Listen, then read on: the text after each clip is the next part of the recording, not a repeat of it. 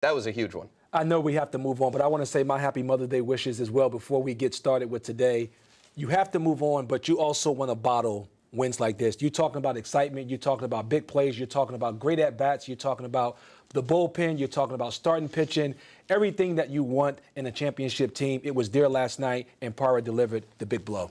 And it was a line-moving type of inning, the type of inning that the Nationals have needed more of late. They got contributions from a variety of guys, an extended inning that was capped by that one swing by Gerardo Parra. And, Bo, a number of those big at-bats in the eighth inning, the result came after there were 2 strikes, starting with Wilmer Difo leading off the eighth inning. Did a nice job battling, getting on base, and getting it all started. Yes, we talk a lot about grinding at-bats, and you're going to see some at-bats get grinded out here. You see here, Wilmer Difo leading off there, gets a fastball up and away. He comes in with a fastball, and that was a really good swing, but Difo realized he's going to have to cut down his swing a little bit. Another foul ball, and then he gets the pitch up and away. He did a great job of adjustment here. He took a little bit off his swing and put his B swing on that ball. When you think about getting to 2 strikes, one of the things that you want to do as a hitter, especially a guy like Difo, who don't possess the power to hit 30 home runs, you want to make sure that you're able to put the ball in play, take a little bit off your swing, and that was a great adjustment by Difo. So that got it all started, and then with runners on second and third and 1 out after the Adam Eaton bunt,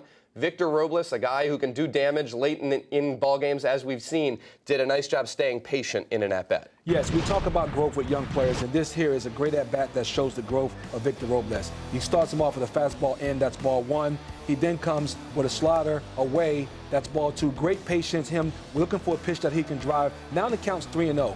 Obviously 3-0, it's an auto take there, goes to 3-1. I love the fact that he didn't really look giddy or aggressive on that 3-1 pitch. Taking that 3-1 pitch, to me, even when it got to 3-0, I was saying take 2. The fact that the next pitch was a ball to make it ball 4, but it shows the maturation. A lot of times, young guys get in that situation and they want to be the hero. It was good to see Robles stay within the confines of the game and take his walk. So that loaded the bases with 1 out, and then Juan Soto comes up, his first game back off the injured list, and this was a prototypical Juan Soto at-bat. And again, it's something that you may not expect, given the fact that he missed 10 days on the IL, and to come back and have this kind of at-bat at this moment of the game, it just speaks to the talent level of Juan Soto. Let's take this pitch by pitch. He starts him off, get a fastball away, then he misses off the plate with a fastball away, then he comes in, and Juan is able to foul it off, comes in again, he's able to foul it off. Then he goes top of the zone, he fouls it off. Then another foul ball. This foul ball here lands in the first row. He's now in swing mode, which a lot of times you get in swing mode, you chase. He chased another pitch up. Then another pitch fouled down the line. He almost kept that pitch fair. And then you look, he gets a fastball up and away, and he's able to hit a line drive base hit to left field to make the score 2-1.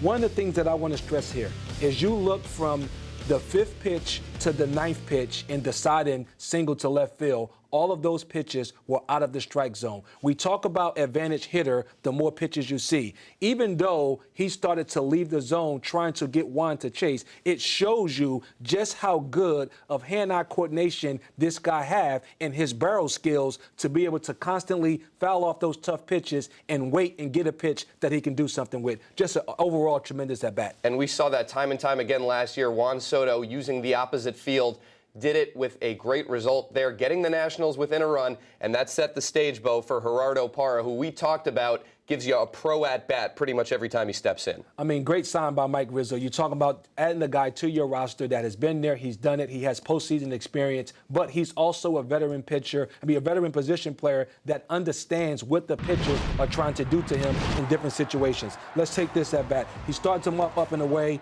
and Parra looks at it as a ball 1. Then he goes away again. It's down ball 2. He's looking for something he can drive. Again, Parra takes a hefty cut there, but he realized that it's only out of third, and he knows that he's going to try to finish him off out there. Foul ball away. He tries to go away again. He missed middle, and Parra made him pay. A mistake by him, but it was right where Parra can actually put a charge in a baseball. He hits the ball to the people. The dugout goes crazy. Everybody goes crazy. That shot was heard all the way back here in D.C. Oh, yeah. What a tremendous swing he put on that ball. But again, let's talk about just the patience of that at-bat. He realized that they were trying to go away. But it shows his veteran experience. Once that ball leaked back over the plate, he was able to speed his barrel up, hit the ball out of the ballpark. And, Bo, this guy got designated for assignment by the Giants 10, 11 days ago because he got off to a tough start to the season. But he's posted numbers over the last handful of seasons, and this is a guy that the Nationals are getting that clearly still has stuff left in the tank. Here's what he's done the last few years.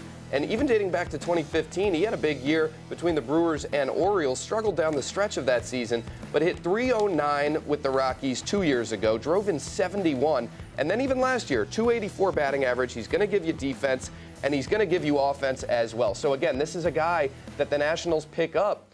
A player of his caliber isn't usually sitting around come, early May, but the Nationals scooped him, and it paid almost immediate dividends. Again, it didn't work out for the Giants, but it definitely has worked out for the Nationals, and I believe that he's going to continue to make contributions throughout the course of this year. You're talking about a highly talented player who started his career in Arizona. Mike Rizzo was in Arizona when Parra was there, so he knows him from his Arizona days. I had him in Arizona. Again, you're talking about a plus defender, whether it's in the 3 outfield positions. You saw him last night at first base make a diving catch. He's just a good all-around baseball player that, again, you can plug him in to your starting lineup, and he can be a veteran bat off the bench to give you big at-bats like last night.